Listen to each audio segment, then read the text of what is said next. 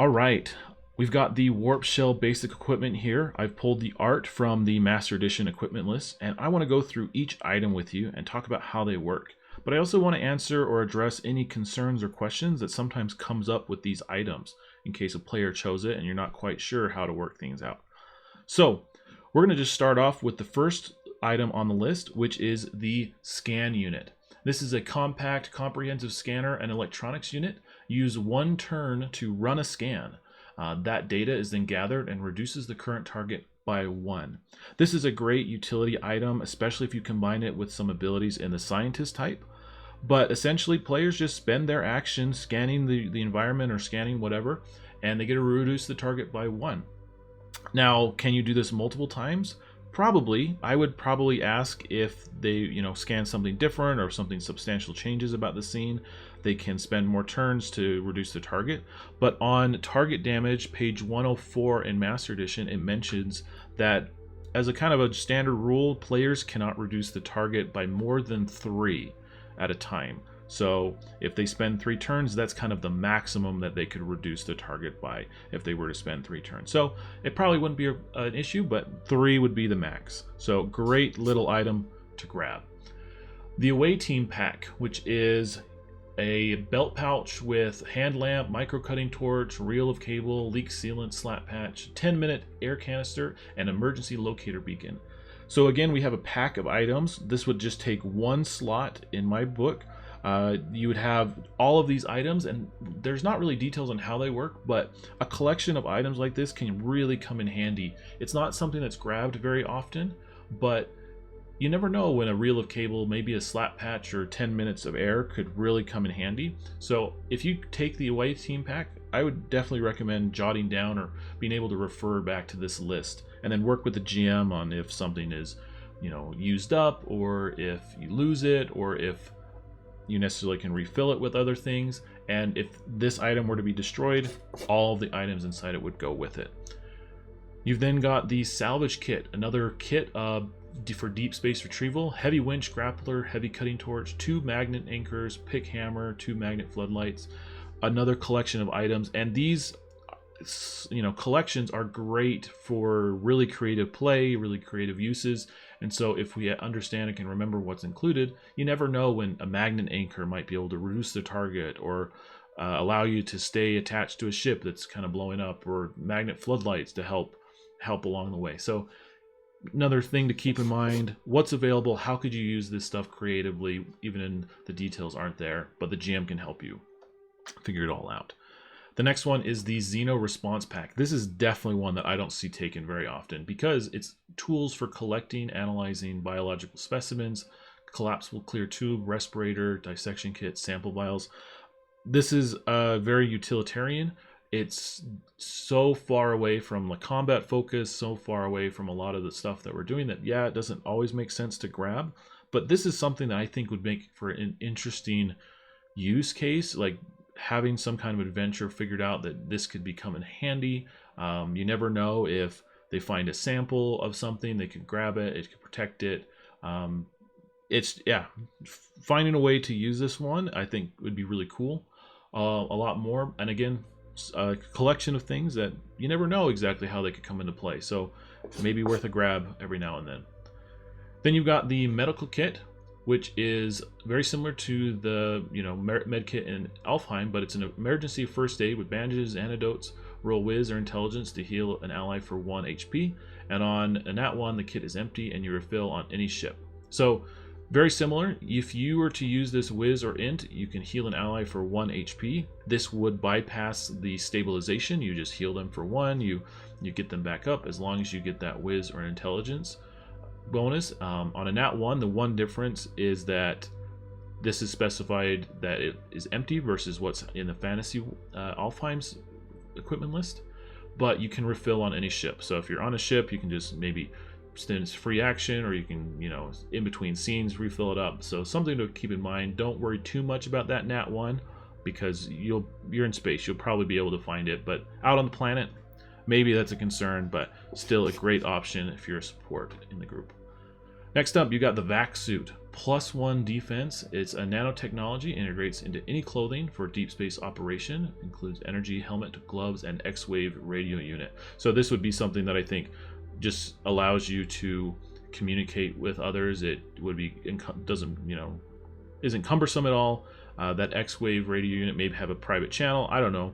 A lot of my Warp Shell games, I generally allow players to communicate broadly. They have communicators. They have a wrist thing. I don't know, but how could you use that X-Wave radio unit? How could you use that energy helmet a little bit more? Just a great thing, as well as this is something that maybe they can pick up temporarily if they're going into space or if they go to the airlock. So they might be able to grab a VAC suit, swap out their armor, and wear this instead. Now, would I allow this and additional armor? For this VAC suit, it integrates with any clothing, so yeah, I probably would allow it. Maybe not necessarily with some other heavier armor, but generally, I would say this would integrate pretty well with anybody, and I wouldn't worry about size or life form or anything like that. So, available for all. Next up, you've got the hard suit, not to be confused with the hard suit from, hard suit, but this is a +3 defense. It's a VAC suit with armored exterior for dangerous space work. Dex rolls are never easy. Stealth rolls only succeed on a nat 20. So this gives you a ton of defense, but it makes Dex rolls, they can be normal and they can be hard, but they're never easy. And then stealth rolls only succeed on a nat 1 because this is clanky, this is cumbersome. And so something to keep in mind if you're trying to be stealthy, you might want to switch this out when you're not doing some space work. So great way to get some good defense though. Then you've got link armor. +1 defense, light reinforcement, any clothing made from tiny links of non-metallic ceramic material. So this is another great way to get defense. It integrates with clothing. You could probably wear this on top of other armor, so I wouldn't worry about any of that, but +1 defense is always good. Plasteel Armor is next, another +3 defense. Heavy armor plating ignores any attack of 2 or less damage, but the bulk of it makes dex rolls always hard. So the first one is ignores any attack of 2 or less damage. So if an enemy were to hit you while wearing this Plasteel Armor and then they roll damage and it is 2 or less, I would probably say like modified or not. So yeah.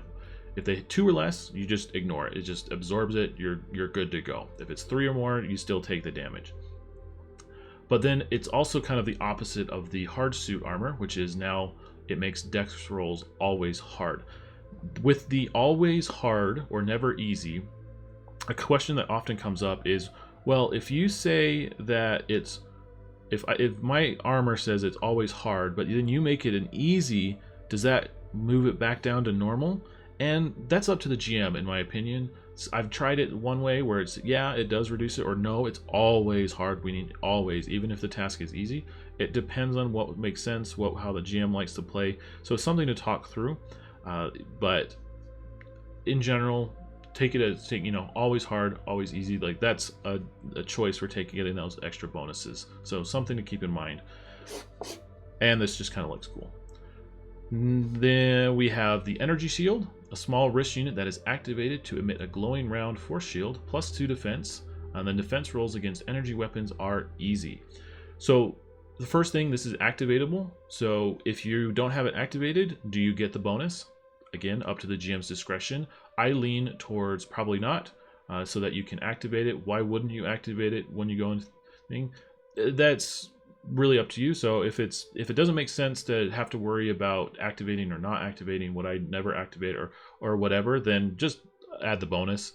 But up to you. So whether it's there or not all the time, GM's call. The other thing is defense rolls against energy weapons are easy. Does this mean that you have +3 defense for any energy weapons? Maybe, but I like to think of it as defense rolls. So when I'm actually rolling a defense, not just like when I'm taking damage or when something's attacking me, because I'm not necessarily rolling for defense. So if I have Imperator Rax is shooting me with a giant rail, Chem Rail blast, and I don't have time to move. I'm going to use my defense roll, and I'm going to pull up my energy shield and defend myself. That's when I would get that easy roll, not just anytime somebody attacks me with an energy weapon. But work with your GM on that one. So many things, just work with your GM. We've got over here the Vibro Blade, Geranium Blade with vibrating nano blades to enhance cutting effects. Critical success on a nat 19 or 20, which is awesome. And the critical success gives you, your damage plus an ultimate die, or just a critical success, however you want to narratively add to that, on a 19 or 20. And then it's also unbreakable by physical means. So this item would be immune to, oh no, it's been, snapped as you try to open a door, or you try to stab, the gargantua and it breaks. It's like physical means, no, but if it's thrown into the heart of a star, yeah, it might break. So fun ways, and it's a great, that kind of ability adds a lot of utilitarian use. So like I said, maybe you want to pry open a door. Well, you can't, it's unbreakable, so you might be able to use it as a crowbar. Then we have the Energy Blade, which is essentially a lightsaber, but it's an energy blade, an elegant weapon from a civilized time, does energy damage, so a D10, and then on a nat 1, the weightless blade cuts its user for 1 HP damage. For me, I would definitely, if I had a real lightsaber in life, I would never use it, because I would probably cut off, I would just end up cutting all sorts of limbs off. But the energy blade does some damage, and so something to keep in mind, but it's also just super cool. Then we're moving on to the second half, which is the pulse rifle. Now, we're going to get into some of the guns here, and this is one of the biggest questions when it comes to the guns and weapons in Warp Shell is, does it use weapon effort? Does it use gun effort? Does it use energy effort? Where does it all line up? Because it's a weapon, but it's also a gun, but it's also a laser gun. So what I'm going to do is I'm going to just kind of, as I go through, specify if I would use this as a weapon, if I would use this as a gun, or if I would use this as energy.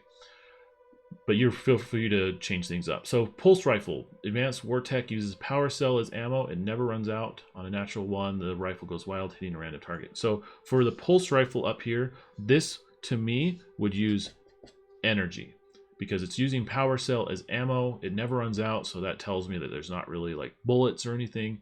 But then on a nat 1, the rifle goes wild, it bounces, it skews off and hits a random target. That could be an ally, it could be an enemy. You just end up seeing who's in the near vicinity and then say roll for it based off like a d6 or a d8 or however you want to spice it out. You can also weight the dice if something like really makes sense. You could say on a 1, 2, 3 it hits this person, and then a 4 it hits this, on a 5 it hits this, and a 6 it hits this, just because you may be able to weight those dice however it makes sense. Then we've got the particle cannon, heavy military weapon, occupies 3 inventory space, sprays of fire hit 1d4 enemies targets on a successful attack, each taking the damage rolled. So this would be gun effort for me. Occupies 3 slots. That's a big item. Sprays of fire hit 1d4, so you roll a d4, and on a successful attack, each takes the damage rolled. You would not roll damage for each one. You would roll for one time for all 4. So if you rolled a d4 and you got a 3, and then you rolled gun effort, which is a d8, and you rolled 7 plus your plus 1 for your thing, 8, all 3 of those targets would take 8 damage. Pretty awesome. You've got the blast rifle, classic reliable long gun, spends 1 turn aiming to either hit with no roll or inflict maximum damage on a rolled hit. So blast rifle, for me, this is another gun. This is another gun that you spend a turn, so you take your whole action to either hit with no roll, so you just, on your next turn, you automatically hit, or you still, if you choose to inflict maximum damage, you still have to roll to hit, and if you hit, you deal maximum damage, which would be like it would be 8 plus your bonus. If you fail, this is a good question for a GM. Like it can kind of feel lame where you miss a shot and now you've lost the ability and you just spend a whole turn trying to get that bonus. So do you allow them to reserve that kind of bonus until you actually hit? Again, depends on how merciful you want to be as a GM. I struggle sometimes because they could spend a turn aiming for something earlier in the game, and then they could just hold on to it, and then they could use it. So I like to lean towards, this is your shot, make your impact, do what you got to do, and let's hope the dice are in your favor. Otherwise, it's still a miss. So it comes at a risk and reward. You then have the blaster, which over here, the classic sidearm, easily concealed under any armor or clothes, occupies no inventory space, and a spacer's best friend. This is another gun, so it does D8. Just conceals under armor and clothes, you know, occupies no space. This is a great utilitarian. A lot of times players are drawn to some of the bigger stuff, but I can't tell you how beneficial it is just to have a blaster in your pocket. Right, just have it nearby. It's great. It's thematic. It just feels good to just use a basic blaster as you're running through away from troopers and all sorts of other enemies. We have the Chem Rail, which is a charged ion railgun that slowly builds powerful shots. Add another gun damage for each turn spent powering up a single shot. This is the thing. It's a charged ion railgun. So for me, what I like to do is this is energy. But then if you just blast it once, you deal energy. But if you spend a turn, which is essentially just charging, you get to add a gun die, which is a D8. So you have a D10 plus a D8. And then if you keep spending another turn, you can get another gun die and another gun die all the time. But you have to be, this is what you're doing consistently. Energy for the first, you know, you charge it, you charge it, you charge it, you charge it, and then you fire. So this, you know, D10 plus 8 plus 8, plus 8. And then for me, I would end up going, you would add your energy bonus here, and then I would add your gun bonus here one time. That's how I would end up doing it, because it's energy, gun, you just add those. It's not plus, you know, plus 1, plus 1, plus 1. It's all the gun plus your bonus, energy plus your energy bonus. That's just me, and it just, yeah, makes it a lot easier. We're moving away from some of the guns. Now we've got the Ripsaw. It's a carbon tooth chainsaw weapon designed to tear apart armor and equipment. For each 5 damage inflicted, remove 1 defense or destroy 1 item. This is a weapon to me, so you're rolling d6 here. So for each 5 damage inflicted, is this consecutive, or like does it add, or is it all at once? Up to you. I typically like to say that it's, you know, it adds to itself. So if you deal 2 on 1 round and then you deal 4, that's 6, which is, you know, 5 in the middle. So now I get to either remove 1 defense from an enemy or destroy 1 item. So what happens when you remove 1 defense? Essentially, for that target, that enemy, if the target was 12, for that person it's now 11. If you get to the point where he's still around, very similar to the scan unit, you could reduce this down by 3, so at the most is 9, and then you would just say attacking that enemy is always easy for everybody. That's how I would end up running it, but we have some good conversations on the forums if you want to talk about what does removing defense for specific enemies, if you want to look more into that. We've got the Ion Grenade Sling, a bandolier of 6 explosives, which can work on a D4 round fuse or be set to explode on impact. Ultimate damage in a near radius. So you just got 6 of them. You can set it to go off in a D4, which would be, would you roll for it or would you set it? Work with your GM, or you say it's explode on impact. So just throw it and it hits and then it blows up.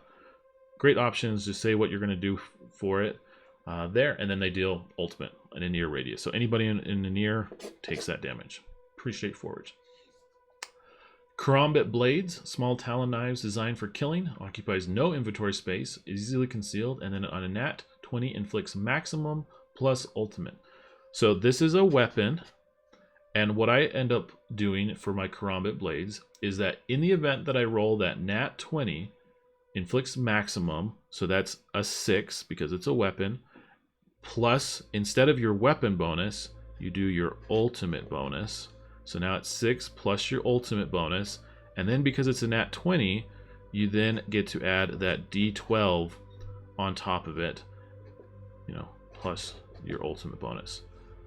That's how I would read into it. So essentially, if you did 6 plus your ultimate bonus, could, you know, push it up, and then you roll another D12 for the nat 20, and then you add your ultimate bonus there. So Karambit Blades are pretty exciting when they go off, especially if you have that ultimate bonus. But if you're using Karambit, you probably have some weapon bonus, swaps it out for that, but you still get that D12 on top of it.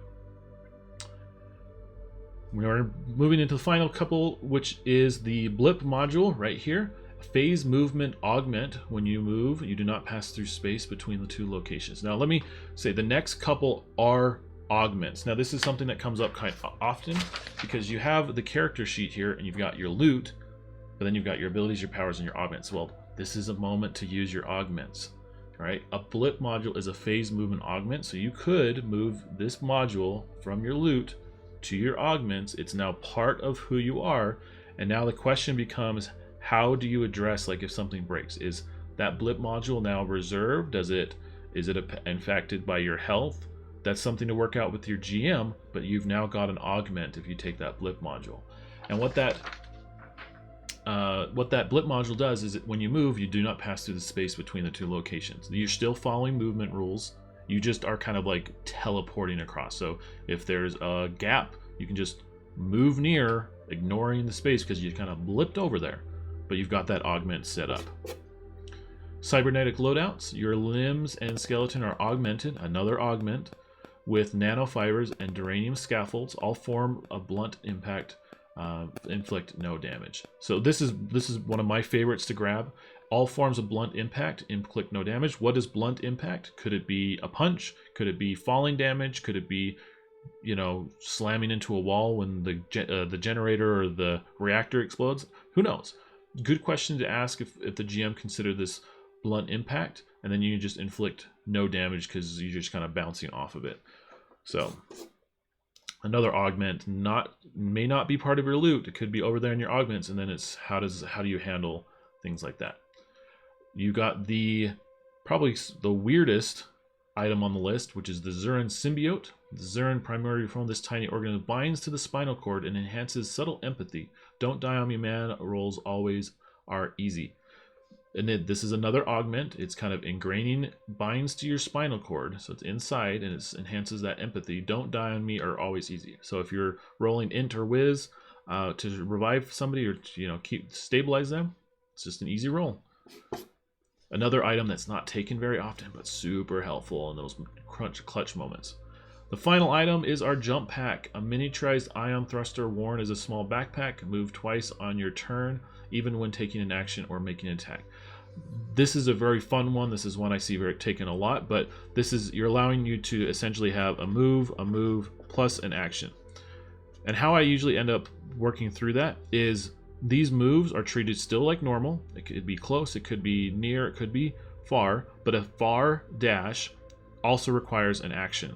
So for me, I end up jumping between having a dash takes, you get a movement and an action, and then you still have a movement, so you could go far plus near or close.